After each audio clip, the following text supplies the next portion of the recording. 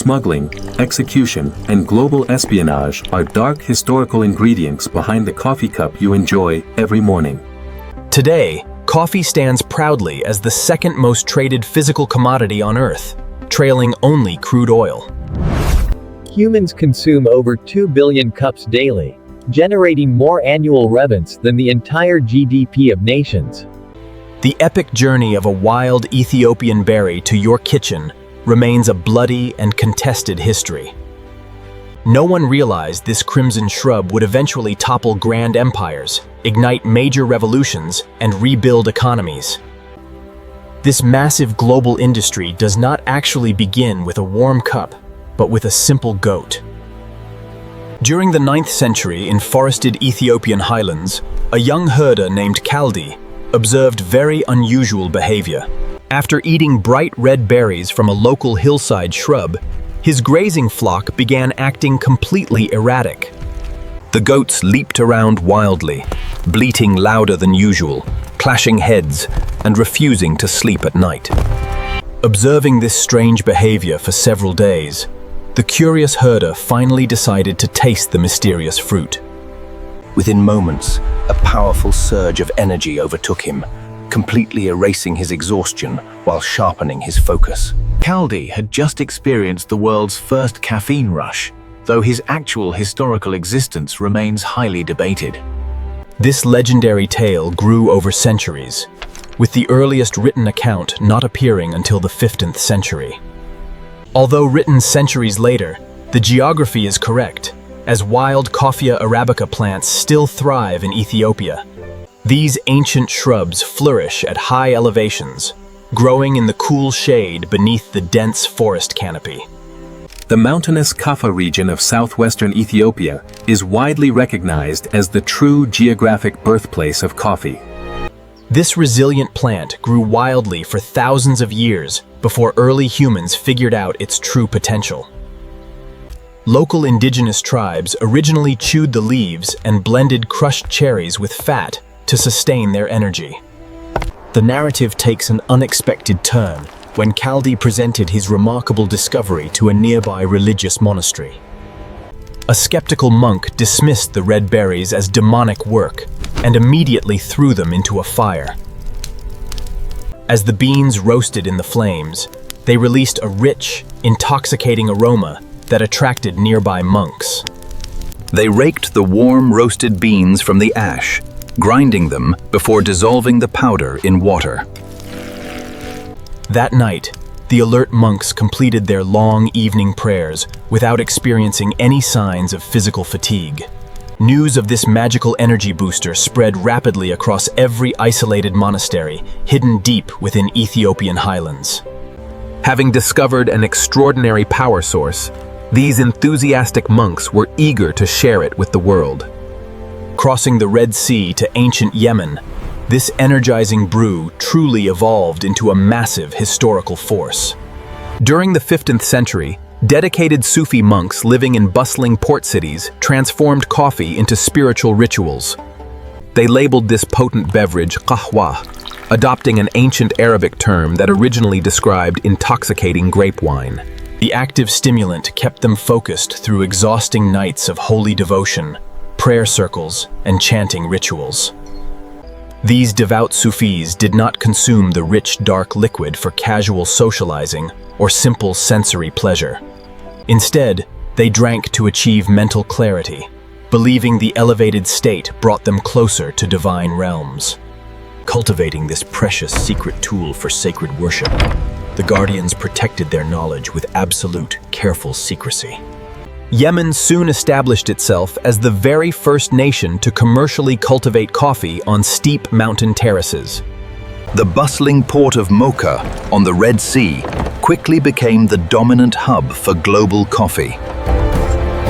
Modern mocha drinks remain a direct historical echo of a Yemeni town that controlled trade for centuries. Every single coffee bean that left the Arabian Peninsula for the outside world shipped through that port. Yemeni traders cleverly protected their lucrative global advantage by carefully boiling or partially roasting every exported bean. This heating process prevented anyone from planting viable coffee seeds outside their borders, strictly preserving their monopoly. While this defensive strategy seemed minor, global demand exploded once neighboring empires tasted the dark, energizing brew. The mighty Ottoman Empire quickly embraced this exotic beverage with a widespread obsession that bordered on absolute mania. By the early 16th century, vibrant coffeehouses had rapidly spread across Istanbul, Cairo, Damascus, Aleppo, and Mecca. These establishments were loud, smoky, and crowded social hubs where local men gathered to discuss current events. Patrons gathered to debate politics, play backgammon, listen to storytellers, and gossip directly about the ruling sultan. Known locally as kahvehane, these lively spots quickly became the primary social backbone of urban Ottoman life. Historians estimate that 16th century Istanbul alone contained over 600 thriving coffeehouses serving its energetic local population. This newfound democratic freedom terrified regional rulers, as large groups discussing politics openly threatened their absolute power. In 1511, the governor of Mecca, Khair Beg, officially attempted to ban this popular beverage entirely. He claimed coffee was a forbidden intoxicant, rounding up active drinkers and shutting down all local establishments. The short-lived ban collapsed within a year after the Cairo Sultan overruled his direct subordinate's strict decree. Although this dispute resolved quickly, tension between authorities and beverage consumers was only beginning to deeply escalate. The most ruthless crackdown came from Sultan Murad IV during his 17th century Ottoman imperial reign. Believing only in absolute control, Murad banned coffee entirely and permanently closed down every single local cafe. First-time offenders faced severe physical beatings, while second-time offenders were thrown directly into the Bosphorus. Historical accounts describe him patrolling the dark streets in disguise, personally executing citizens caught drinking the brew. Although some details remain heavily debated, the ruler's terrifying message to all his subjects remained completely unmistakable. Having integrated deeply into Ottoman social life, this energizing beverage now directly threatened the ruler's absolute authority. While suspicious Ottoman rulers actively tried banning coffee, the dark drink easily crossed borders into Western Europe. Europe quickly embraced this exotic drink, with Venetian merchants introducing the very first local coffeehouses by then. These savvy Italian traders first discovered the energizing beverage during historical mercantile expeditions to bustling Ottoman ports. However, the powerful Catholic Church reacted with immediate hostility, declaring the dark brew a demonic historical invention. Priests argued this exotic liquid was a corrupting tool designed to lure followers away from holy wine. Clergymen passionately petitioned Pope Clement to ban the beverage, leading to a formal investigation at the Vatican. Instead of banning it immediately, the curious Pope insisted on tasting the dark, warm beverage himself first. Delighted by the rich taste, he declared that Christians should claim the delicious drink for themselves entirely. With his blessing, coffee received official approval, marking a brilliant and humorous turn in religious history overall. Within decades, bustling coffeehouses rapidly appeared across Europe, altering social dynamics and shifting daily community life forever. By the early 18th century, London alone hosted over 3,000 thriving and highly popular establishments there. They called them penny universities because, for a single penny, anyone could buy access to brilliant minds. Patrons sat together to openly debate complex philosophy, natural science, speculative business ventures, and global colonial politics. These lively establishments were not exclusive salons, restricted only to the extremely wealthy or the highly educated. Instead, ordinary merchants, sailors, writers, prominent scientists, and political radicals all crowded onto the same benches. Edward Lloyd's establishment on Tower Street quickly became the legendary birthplace of the famous Lloyds of London. This humble venue eventually evolved into one of the most powerful and recognized insurance markets on Earth. Meanwhile, Jonathan's famous coffeehouse on Exchange Alley laid down a vital foundation for local financial trade.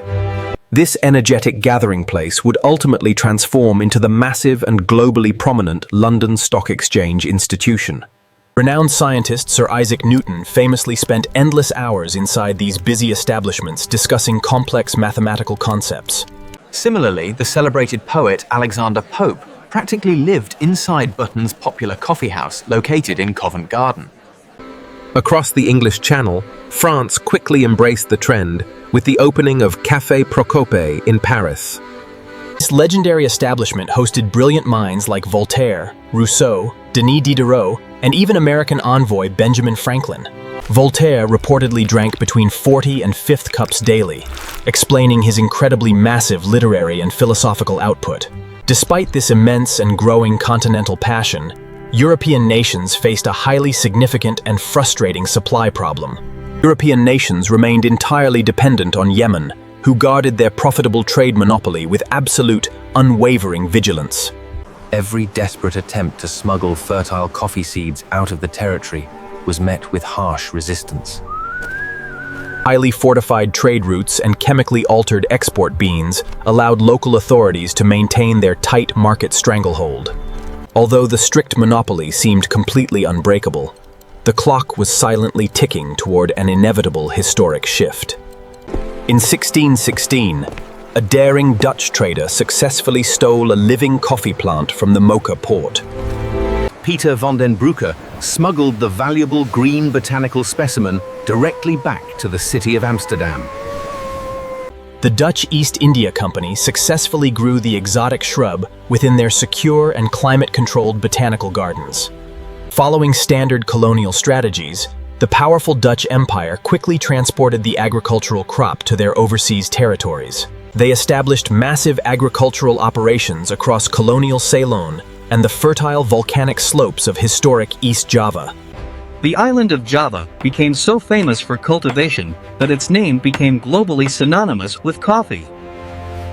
The empire also established forced labor plantations in Suriname, relying heavily on enslaved workers imported from West Africa.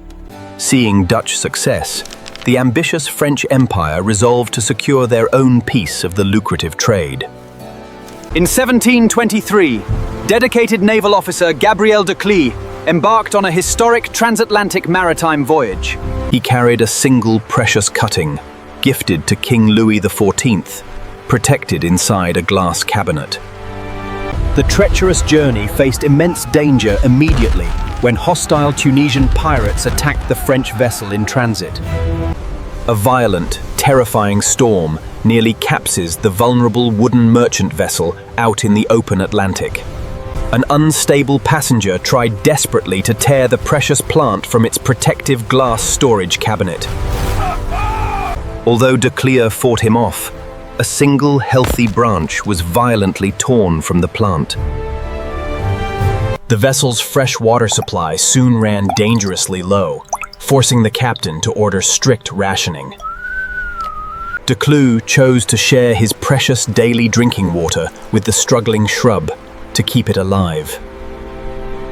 He finally arrived in Martinique, severely dehydrated and completely exhausted, carrying the fragile, barely surviving plant. The dedicated officer carefully nurtured the weak, cutting back to health in the fertile volcanic soil. Within years, that single plant successfully produced enough seeds to establish massive plantations across the entire region. Most coffee plants across Latin America can directly trace their genetic ancestry back to that single cutting. In 1727, the Portuguese government in Brazil realized they possessed millions of perfect agricultural acres. Despite having perfect tropical soil and climate conditions, Brazil lacked access to any actual coffee plants. The French and Dutch guarded their highly profitable coffee crops jealously, refusing to share with competitors. Brazil sent a charming representative named Palheta to French Guiana under the pretense of mediating border disputes. The handsome diplomat was highly skilled in the dark and dangerous art of international political espionage. While negotiating the border, Palheta allegedly began a secret, romantic affair with the governor's wife. During his public farewell banquet, she presented him with an elaborate, beautiful bouquet as a parting gift. Hidden deep inside the vibrant floral arrangement were fertile coffee seeds and fresh, viable plant cuttings. Palheta successfully brought the smuggled seeds back to Brazil and planted them in the state of Pará. Within decades, coffee cultivation spread rapidly south through major provinces, including Rio de Janeiro and São Paulo. Brazil quickly transformed itself into the largest and most dominant coffee producer on the face of the earth. Today, Brazil still maintains its global lead, producing roughly 1/3 of the world's total supply annually. The massive Brazilian industry exists today simply because of a calculated seduction scheme at a dinner party. However, this rapid global expansion across the tropics came at an unimaginable, horrific human cost. The massive coffee plantations spreading across the tropics were built almost entirely on the forced labor of enslaved people. The Dutch utilized enslaved West Africans and forced indigenous populations to work their fields in Java and Suriname. Horrific labor conditions on French coffee estates became a primary catalyst for the Haitian Revolution of 1791. Brazil operated its massive coffee empire almost entirely on enslaved labor until abolition finally arrived in 1888. Brazil stood as the final Western nation abolishing forced labor, heavily sustained by highly lucrative coffee profits. Laborers on massive agricultural estates worked exhausting hours from dawn until dusk under highly demanding colonial systems. Teams cleared dense coastal forests to plant young seedlings, manually harvesting ripe cherries across sun-drenched agricultural fields. Severe historical mortality rates occurred because estate managers prioritized immediate commercial output over basic human welfare standards. Tremendous trade revenue flowed directly to powerful Brazilian landowners and international commodity brokers operating across global capitals. Substantial human costs fell heavily upon local indigenous populations, who received no financial share of this wealth. This lucrative crop became deeply integrated within European colonial frameworks, shaping global trade systems across multiple continents. Across the vast Atlantic Ocean, this beverage unexpectedly influenced early revolutionary sentiment within the emerging American colonies. Following the historic Boston Tea Party event, drinking British tea quickly became viewed as highly unpatriotic behavior. Citizens boycotted British tea, prompting early Americans to seek a major daily alternative, which coffee successfully provided. Local coffeehouses in Philadelphia and Boston quickly became pivotal centers where revolutionary leaders organized major political movements. New York's Merchants Coffee House hosted foundational meetings that ultimately shaped the government of the new republic. Today, the United States leads global consumption, with citizens drinking roughly 400 million cups every day. This massive modern habit traces its origins directly back to the famous harbor protests of colonial Boston. The 19th century successfully transformed coffee from an exclusive luxury product into a highly accessible everyday commodity. Steam-driven ships and industrial roasting technologies allowed global merchants to process and transport goods at massive scales. Innovative packaging tech successfully enabled long-distance shipping and extended preservation of product freshness on store shelves. Moving from elite salons to industrial factories, this versatile brew quickly transitioned into a crucial wartime military asset. During the Civil War, Union soldiers received coffee beans in their rations, treating them like precious gold. Troops carried personal grinders, roasting green beans over campfires, using simple tin cups and hot rifle barrels. And supplies dwindled. Soldiers traded tobacco, sugar, or ammunition across enemy lines just to secure real coffee. Blockaded Southern soldiers resorted to brewing weak substitutes from chicory root, sweet potatoes, and bitter oak acorns. Civil War diaries and letters to families home mentioned daily coffee far more often than bloody combat.